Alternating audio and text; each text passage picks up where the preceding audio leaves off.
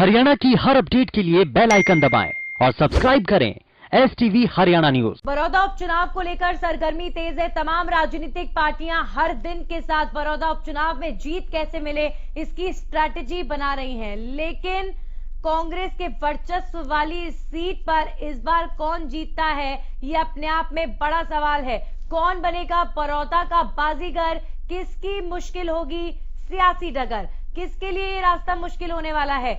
कांग्रेस के लिए, जहां पर लगातार कांग्रेस के विधायक थे श्री कृष्ण हुड्डा, उनके निधन के बाद ये सीट खाली हुई, या फिर बीजेपी के लिए और तमाम अन्य पार्टियों के लिए जिनको कांग्रेस के वर्चस्व को हिलाकर अपनी जीत कायम करनी है। तो बड़ौदा में किसके सर पर सजेगा ताज। ये जो उपचुनाव है ये एक तरीके से एग्जाम है सरकार के लिए भी और तमाम विपक्ष में बैठी उन पार्टियों के लिए भी कि आखिर विधानसभा चुनाव होने के बाद अब जब 1 साल बीत चुका है तो कितना असर किस पार्टी का जनता पर पड़ा है। बड़ौदा उपचुनाव एक सिग्नल देने वाला उपचुनाव होगा कि प्रदेश में किस तरह की लहर चल रही है, और यही वजह है कि कोई भी पार्टी बड़ौदा उपचुनाव हारना नहीं चाहती। सभी पार्टियां पूरे दम के साथ पूरी जोर लगा रही हैं, चाहे बीजेपी हो, कांग्रेस हो, बीजेपी जेजेपी के उम्मीदवार भी इस चुनाव में एक ही होंगे, यानी मिलकर बीजेपी और जेजेपी चुनाव लड़ेंगे। वहीं कांग्रेस पार्टी भी लगातार अपने तमाम नेताओं से आवेदन मांग रही है कि जो भी चुनाव लड़ना चाहते हैं वो आवेदन दे सकते हैं। आज आखिरी तारीख, इसके बाद तय होगा कि कौन कांग्रेस के टिकट पर चुनाव लड़ेगा। चलिए बड़ौदा के हालात जानते हैं, बड़ौदा में किसकी लहर नजर आ रही है। खुद हरियाणा न्यूज की टीम अब बड़ौदा पहुंच चुकी है, तो हर दिन के साथ ताजा जानकारी आपको देते रहेंगे और लहर के बारे में बताते रहेंगे। ये बताने के लिए हमारे साथ हमारी सहयोगी सोनिया जुड़ चुकी हैं। सोनिया, देखिए राजनीतिक पार्टियां जब पहुंचे तब पहुंचे, हरियाणा न्यूज वहां पर पहुंच चुका है और आपको ये लहर किस तरफ जाती नजर आ रही है। नंदिनी, सबसे पहले मैं बताऊं कि ये जो उपचुनाव होने वाला है ये बीजेपी के लिए जितना मुश्किल भरा लग रहा है उतना ही मुश्किल भरा है कांग्रेस के लिए भी यहाँ पर लग रहा है। क्योंकि बीजेपी अभी फिलहाल जेजेपी के साथ सांझली पार्टी है, गठबंधन हो चुका है। तो अभी फिलहाल कांग्रेस की बात करें, क्योंकि ये भूपेंद्र सिंह हुड्डा का गढ़ रहा है। श्री कृष्ण हुड्डा जो कि यहाँ पर पूर्व विधायक थे, जिनका स्वर्गवास हो चुका है।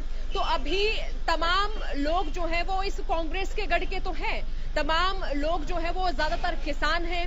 अगर किसान कौम की बात करें तो फिलहाल इस सरकार ने जो कृषि कानून पास किए हैं तो उनको लेकर तो विरोध चल ही रहा है, लेकिन अब की बार कांटे की टक्कर हो। क्योंकि जी अगर हम पिछला परिणाम देखें तो बीजेपी का और कांग्रेस का और जेजेपी का इनके बीच में थोड़ा थोड़ा अंतर था, करीबन 5 से 4 हजार का इनके बीच में अंतर रहा है। तो ऐसे में अब जब बीजेपी जेजेपी सांझली पार्टी बन चुकी है तो सीधी टक्कर जो है वो कांग्रेस के साथ फिलहाल यह नजर आने वाली है। और वाकई ये कांग्रेस का गढ़ भी रहा है, क्योंकि जो हम श्री कृष्ण हुड्डा की अगर बात करें तो उनका जो जन्म क्षेत्र है वो खिडवाली गांव रहा, वो बड़ौदा के साथ ही लगता गांव है। तो ऐसे में लोग भावुक तौर पर भी कांग्रेस पार्टी से जुड़े हुए हैं, एक अपंत्व के जो भाव से भी वो कांग्रेस पार्टी से जुड़े हुए हैं। तो ऐसे में जो सबसे बड़ी जो मुश्किल है वो बीजेपी के लिए भी है, जेजेपी के लिए भी है और कांग्रेस के लिए भी है। अब गठबंधन पार्टी के लिए इसीलिए ये पहली परीक्षा होगी, क्योंकि गठबंधन के दौरान ये पहला उपचुनाव है। तो ऐसे में ये देखना होगा कि जेजेपी का वोट बैंक जो है क्या वो बीजेपी की ओर जाएगा। अब कांग्रेस का वोट बैंक जो है अब वो ये देखना होगा कि क्या वो बीजेपी के खाते में जाएगा या फिर जो बीजेपी का जो वोट बैंक है क्या वो कांग्रेस के खाते में आएगा।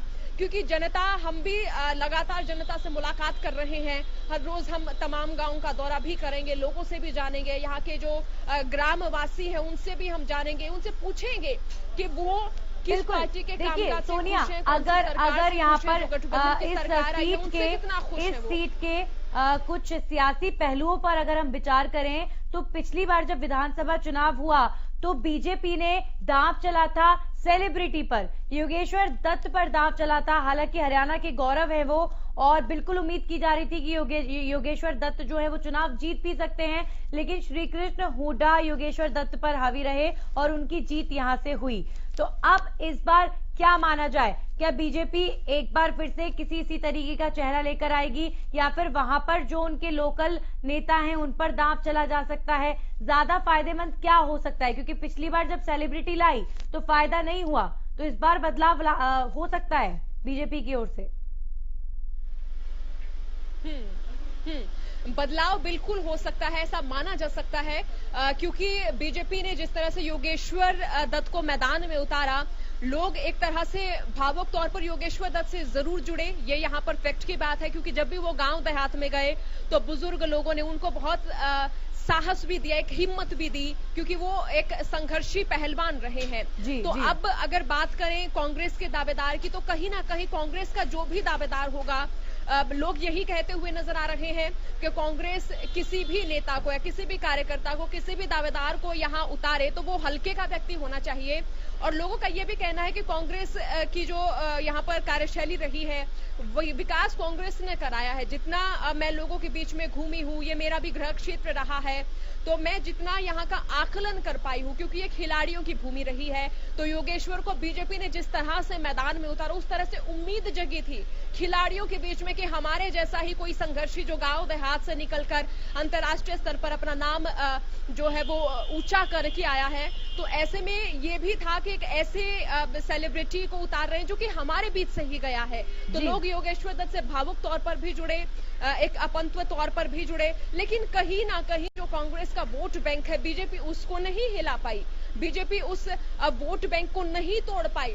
तो कहीं ना कहीं जो कमियां रही बीजेपी की, और फिर सांजली जो है वो सरकार बन गई जेजेपी पार्टी और बीजेपी। सोनिया, लेकिन इस बार सियासी समीकरण थोड़े से बदले से नजर आएंगे माना जाए, क्योंकि पिछली बार मैदान में जेजेपी और बीजेपी अलग अलग थे, कांग्रेस थी, इनेलो थी।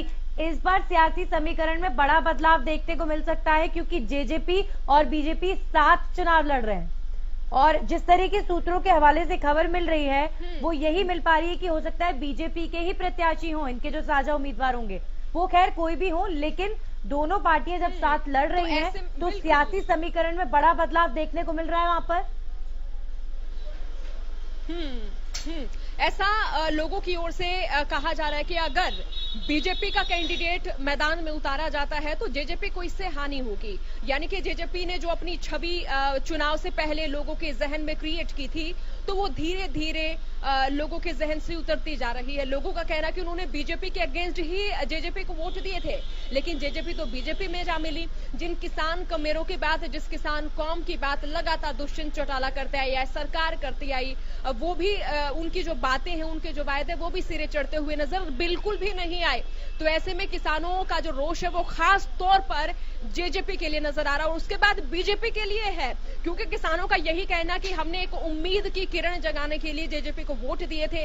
तो ऐसे में अगर बीजेपी का उम्मीदवार इस सीट पर उतरता है तो कहीं ना कहीं जेजेपी को जो लोगों के जहन में जो एक इमेज जो उभरी है वो धूमिल तो हो रही है, लेकिन जेजेपी को इससे कोई फायदा होता भी नजर नहीं आ रहा है। अगर बीजेपी का कैंडिडेट उतरेगा तो कहीं ना कहीं जेजेपी को भी प्रचार करना पड़ेगा, जेजेपी के नेता भी यहाँ पर आएंगे। तो ऐसे में जो बीजेपी नेताओं का यहाँ पर विरोध हो रहा है, कृषि मंत्री जेपी दलाल यहाँ पर आए, बर्खास्त पीटीआई शिक्षकों ने उन्हें काले झंडे दिखाए, किसानों ने काले झंडे दिखाए, और इसके अलावा जो जेबीटी टीचर्स हैं उन्होंने भी काले झंडे दिखाए। किसान तो लगातार विरोध ही कर रहे हैं।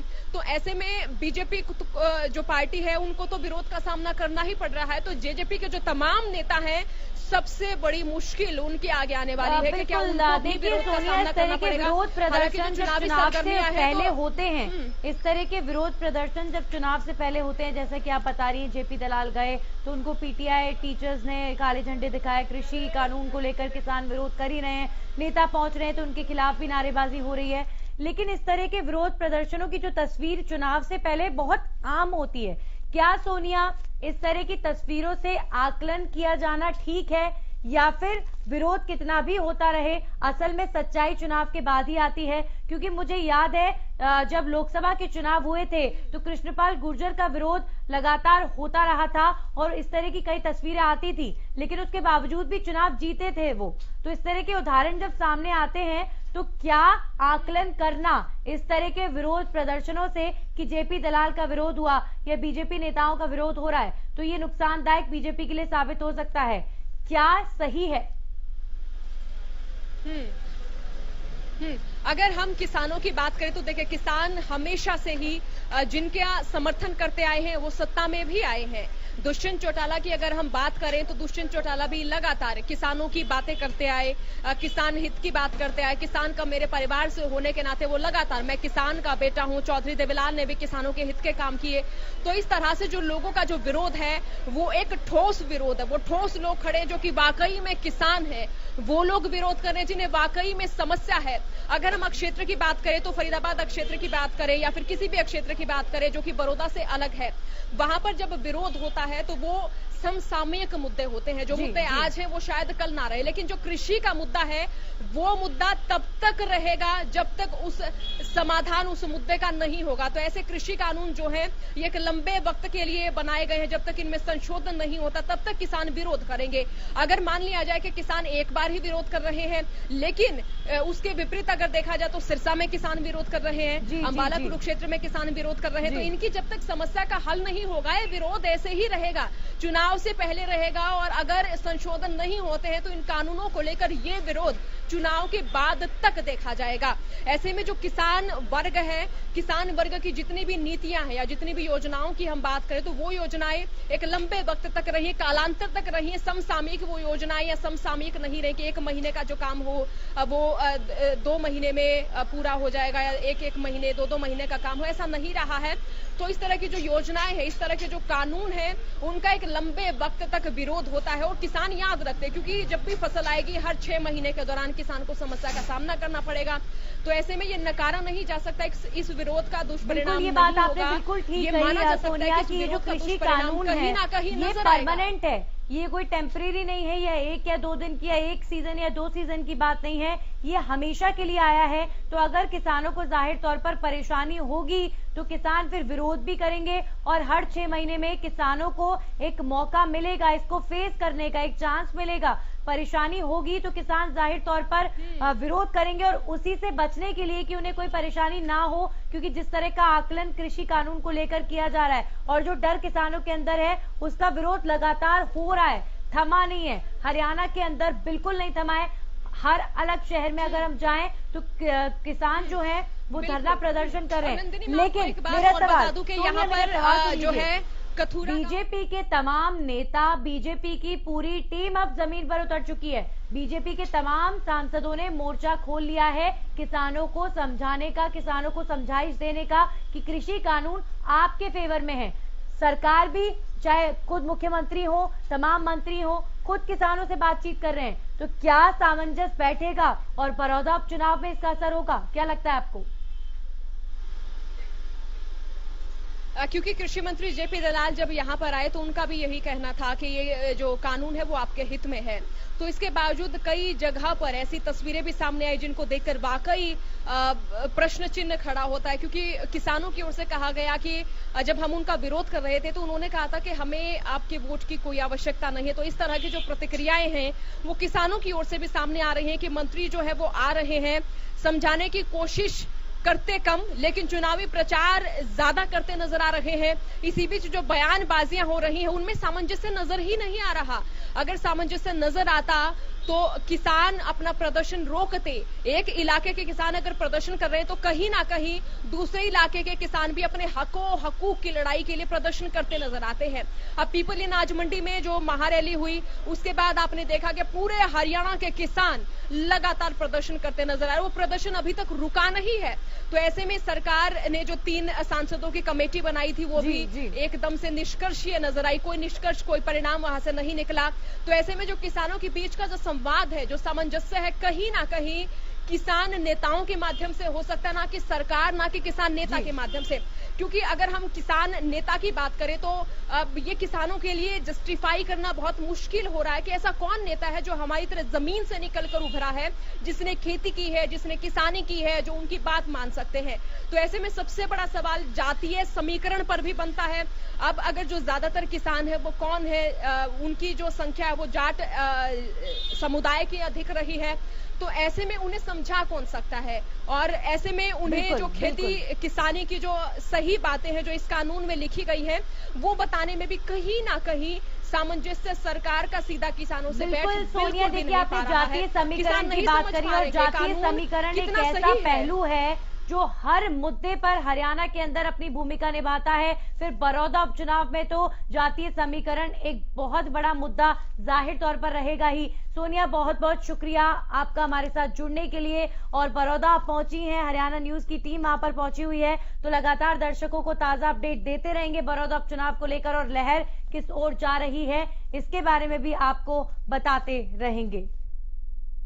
तो एक तरफ बीजेपी, एक तरफ कांग्रेस, सब चुनाव में जीत के लिए पुरजोर कोशिशों में लगी हुई है, लेकिन कृषि कानून को लेकर जो विरोध प्रदेश के अंदर हो रहा है उसको लेकर, जैसे कि हमारी सहयोगी सोनिया बता रही थी कि जब वो किसान वर्ग के बीच में पहुंची हैं तो इस बिल को लेकर, इस कानून को लेकर उनमें काफी नाराजगी थी, जिसका खामियाजा हो सकता है कुछ हद तक बीजेपी को भुगतना भी पड़े इन उपचुनाव में। लेकिन वहीं बीजेपी की जो पूरी टीम है, तमाम सांसदों की, तमाम राज्य सरकार में बैठे मंत्रियों की, खुद मुख्यमंत्री, इन सब ने मोर्चा संभाला हुआ है और सब अनाज मंडियों में जाकर दौरे कर रहे हैं। किसान की धान की बिक्री का ये वक्त है, तो किसानों की धान अच्छे से बिक रही है कि नहीं बिक रही है, इन सब चीजों का जायजा ले रहे हैं और किसान हितैषी होने की एक तस्वीर अपनी दिखा रहे हैं। लेकिन किसानों पर उनकी इस नीति का क्या असर होता है ये आगे चुनाव में ही देखने को मिलेगा,